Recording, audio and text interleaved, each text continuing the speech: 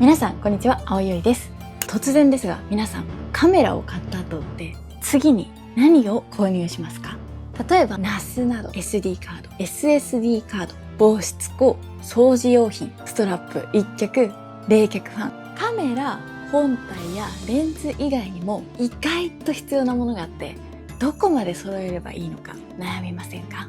ということで、今回は私が普段使っているアクセサリーの中から10個を選びたいと思います。題してカメラアクセサリー10選です。ちなみにね、今回ご紹介する10個のアクセサリーもリンクを概要欄に貼ってありますので、ぜひ気になるものがあった方はそちらからご覧ください。ちなみに NAS って知ってますか？今この映像にあるトースターみたいな部分が NAS 本体で、中に入っている食パンが HDD というものです。この機械があれば撮影した写真や動画を自宅で1箇所にまとめて保存できます。しかもね、NAS と端末のそれぞれがインターネットにつながっていれば、外出先でもいつでもどこでも保存したデータを確認したりアップロードできたりするんです。すごくないですか？でも設定難しそうって思うじゃないですか。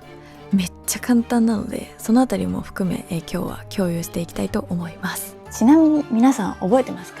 前にね、カメラアクセサリー30選をやったんですよ。でもね、その動画から今回の動画まで結構期間が空いてるんです。なので、時間が経っても改めていいよねって感じたものだとか、最近使い始めてこれいいなって思ったものをたくさん盛り込んでお話ししていこうと思います。そして今回はただ便利グッズをお話しするだけではなくて、撮る、取り込む、編集する、保存する、守る、快適に撮るという一連の流れでお話ししていきます。今回紹介するアクセサリーは大きく分けると3つです。まず、撮影したデータを扱うためのデータ整理系。次に、カメラを長く扱うための保管だったりメンテナンス系。そして撮影を快適にするための撮影補助系です。カメラアクセサリーというと地味なイメージがあるかもしれないんですけど、実際には撮影後の安心感や作業のしやすさなどが変わります。なので、すごく重要なアイテムだと思います。それでは早速紹介していきます。まず一つ目は SD カードと SD カードリーダーです。カメラを買った後にほぼ最初に必要になるのが SD カードだと思います。これってね、意外と容量だけ見て選びがちだと思うんですけど、写真だけ撮るのか、動画も撮るのか、連写をするのかで必要なカードっていうのは変わってきます。そして意外と大事なのがカードリーダーです。カメラからもちろんね、直接取り込むこともできるんですけど、撮影枚数が多かったり動画データが大きかったりすると、カードリーダーがあった方がかなり作業がしやすいです。なので SD カードは単体ではなくて、撮るための SD カード、取り込むためのカードリーダーとしてセットで考えています。はい。では2つ目はこちら、外付けの SSD です。これね、ネクストレージの SSD なんですけど、めっちゃ小さくないですか？そしてね、超軽いというのも、私ね、これまで SSD だったりとか SD カード、いろんなメーカーのものを使ってきたんですけど、最近ね、ちょっとそれらすべて一つのメーカーに集約しようかなと思いまして、今日ね、ご紹介するのもすべてネクストレージのものとなります。データ整理系って安い買い物ではないと思うんですよ。なんですけど、やっぱりデータって一番大切になってくるものだと思うので、そこはね、品質の良さだったりとか安全性を重視して選ぶのがいいのかなと思います。でね、皆さんもそうだと思うんですけど、写真や動画を撮っているとパソコン本体の容量ってすぐ埋まりませんか？特に、ローの写真とか 4K で動画を撮るっていう方は、1回の撮影でもかなり多くの容量を使うと思います。なので私はね、データをパソコン内本体で整理するのではなくて、こういった外付けの SSD というものを使って撮影したデータを一時的に保存したり、編集のデータを管理しています。さっきの SD カードは撮影をするもの、外付け SSD は撮った後に作業するための場所、ここを分けておくと、撮影後のデータ管理っていうのが非常に楽になります。パソコンの中に全部入れてしまうと容量も圧迫しますし、どこに何を置いたかがわからなくなるっていうことありませんか？私はね結構よくあるので、撮影を続けるなら外付け SSD っていうのはかなり大事な存在になるかなと思ってます。3つ目はナスの保存セットです。今回ねお話しするのはユーグリーンの DH2300、 そして2TB のハードドライブです。これね2つ入ります。皆さんナスって使っていますか？初めて聞いた方からすると難しそうと感じるかもしれないんですけど、簡単に言うと自宅に置いて使うデータ保存用の箱のようなものです。なのでこれはねただの箱、中に HDD を入れて使う保存用の機械です。撮影データって最初は SD カードとかパソコンだけでもなんとかなると思います。でも写真や動画を続けていくと、昔撮った写真ってあれどこに保存したっけとか、あとよくあるのが外付け SSD がめっちゃ増えすぎて何番の SSD に何を入れたのか分かりにくくなるっていうのあるあるだと思うんですよね。特に野鳥撮影とか連写枚数が多い撮影をする方なので、私は SD カードで撮影して SSD で作業をして最終的に家でまとめて保存する場所としてこのNASを使っています。もちろんね NAS を使えば絶対にデータが消えないというわけではありません。それはどの保存形態を使っても同じとは思うんですけど、でもやっぱり長期的に管理する場所っていうのを作っておくとかなり安心感があります。でねこれねなんとねRAID 1という機能が備わってるんです。どういうことかと簡単に説明すると、2つの HDD に同じものを保存することができるんです。なので仮に1番がデータ損失してしまったとしても2番が補ってくれるっていうね、そういう安心感もあるんです。でね、NASの運用って難しそうって思うかもしれないんですけど、意外と直感的で分かりやすい説明っていうのを入れるので、それを見ながら行えば簡単にできます。なのでね、長期保存っていうところではこういった NAS という選択肢はすごくありかなと思います。というかずっと憧れててやっとねゲットできたのですごく嬉しいです。4つ目は防湿庫です。私は白馬の E ドライボックスというものを使っています。ちなみに今はそこにある40リットルを1つ、あとね128リットルを2台、合計3台使っています。とにかくね白馬のこの E ドライボックスシリーズのいいところはガラスがめちゃくちゃ強いっていうところです。なので防湿庫単体の動画出してるんですけど、その時にはなかった128リットルを買い足しました。これ以上増えないでほしいですけど、わかりませんねそれは。はい。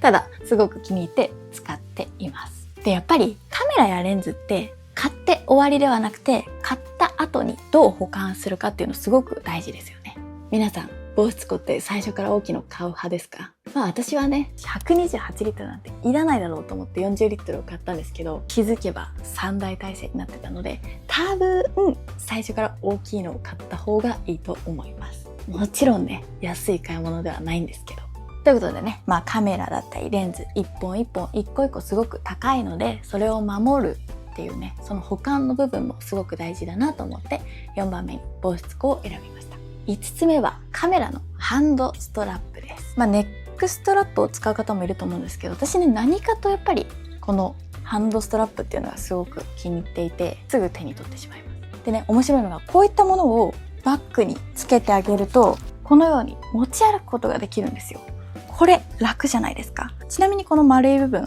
いろんなカラー展開があって、ちょっとね赤だと目立つなという場合にはこういった黒の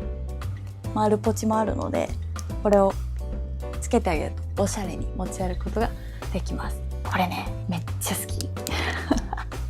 すごく楽です。バッグと連結できるっていうのがすごくいい。6つ目は CF エクスプレスのタイプ A のカードとまたセットでタイプ A 用のカードリーダーです。ここからは少し高性能機能向けのアクセサリーになります。そもそも CF エクスプレスのタイプ A とはどんなカメラに使うかというと、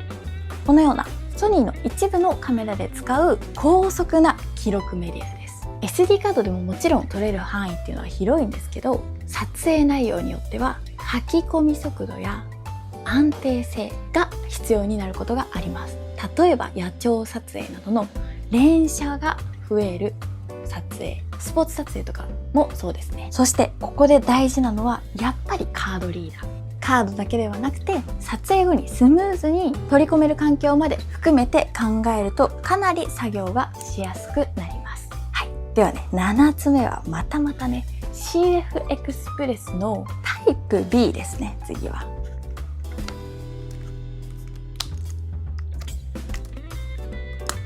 カードとタイプ B のカードリーダー。CF エクスプレスのタイプ B というと、ニコン Z9 のような高性能機能を積んだカメラで使うことが多い記録メディアです。こちらも全員に向けたものっていうよりは対応するカメラを持っている方向けのアクセサリーです。ただやっぱりね、連写とか高画質な写真、動画などデータ量が大きい撮影にする方にとってはかなり大事です。いろんな容量、いろんな読み込みの速度感のものがあると思うんですけど、とにかくね、ネクストレイジは速い。そこが気に入っていろいろ使っています。というか今もう全部ね、ネクストレイジで統一しています。なんでかっていうと、やっぱりね、カメラ本体の性能が良くても記録メディアっていうところが合ってないと、その性能っていうのを活かしきれない場面があります。なので高性能機能のカメラをお持ちの方にとっては、カメラ本体やレンズだけではなくて、そういった記録メディアだったりカードリーダーまで含めて考えるといいのかなと思います。はい。で、8つ目は一脚です。メーカーはリーベックのものになります。これね、ずっと使っています。なんなら今も使っています。リーベックの一脚です。一脚っていうと外で使うイメージが多い方もいらっしゃるんじゃないでしょうか。ただ今現状だと私の場合は部屋の中で YouTube 用の撮影をする時にかなり使っています。ただね、今後ちょっと野鳥撮影とかでも一脚使えたらいいなと思ってるので、今はメインとして室内で使ってるんですけど、今後外でも撮影したいなというふうに思っています。今回は部屋の中での話にはなるんですけど、室内で撮影してると三脚の足めちゃくちゃ邪魔じゃないですか。机の近くで撮影したりとか、限られたスペースでカメラを置いたりするときって、三脚の足が広がることで動きにくいことが多いんですよね。なんですけど、その点一脚だと設置スペースが限りなく少なくて済みます。特にね、YouTube 用にこういった機材たちを撮ったりするときとか、ちなみにこの動画にも出てくるこういった動画を撮るときにも一脚を使っています。だったりとか、テーブルフォト、ミニチュア撮影をするときに角度を変えやすいっていうのが特徴です。上から撮ったりとか、少し斜めから撮ったり、被写体にグッて寄ったり、角度を自由に変えやすいので、撮影の自由度っていうのがかなり高くなります。なのでね、部屋の中での撮影っていうのをかなり快適にしてくれるアイテムとして一脚を使っています。9つ目は、暑い時に使えるこちら。カメラ用の冷却ファンです。これね、ウランジの冷却ファンなんですけど、めちゃくちゃよく使えます。α7-5 とかだと熱停止するっていうところはまずないんですけど、長時間撮影するときに使えます。バネになってるので、モニターの幅に合わせて設置するだけです。これはね、夏場に動画を撮る方とか、長回しをする方にとっては必要なアイテムだと思います。逆にね、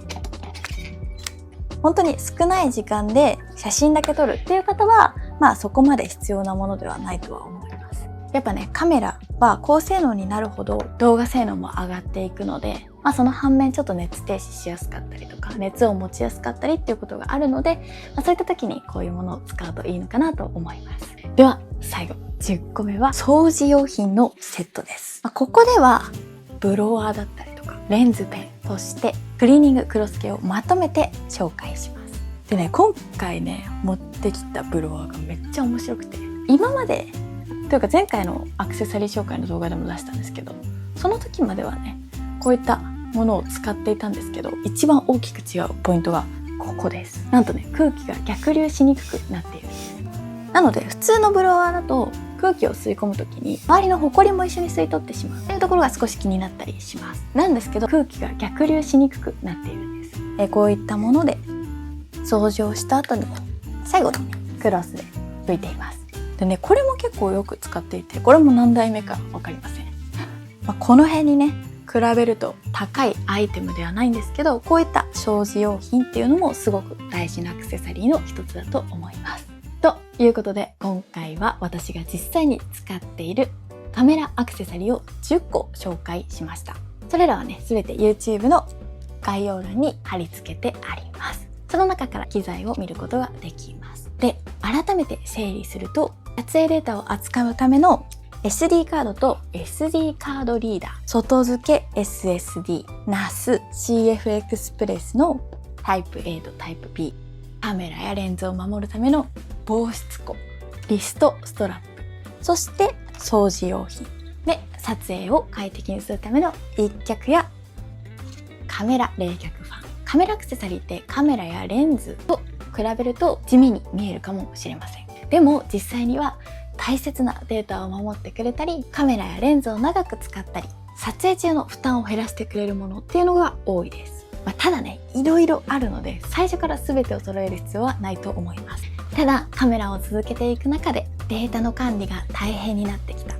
とか、レンズの保管が少し不安になってきた、撮影中の負担を減らしたいと感じた時に、このようなアクセサリーたちが生きてきます。本日の動画はこの辺りで終了となりますが、皆さんが使っているカメラアクセサリーなどもコメントでぜひ教えてください。では本日の動画はこの辺りで終了となります。チャンネル登録お願いします。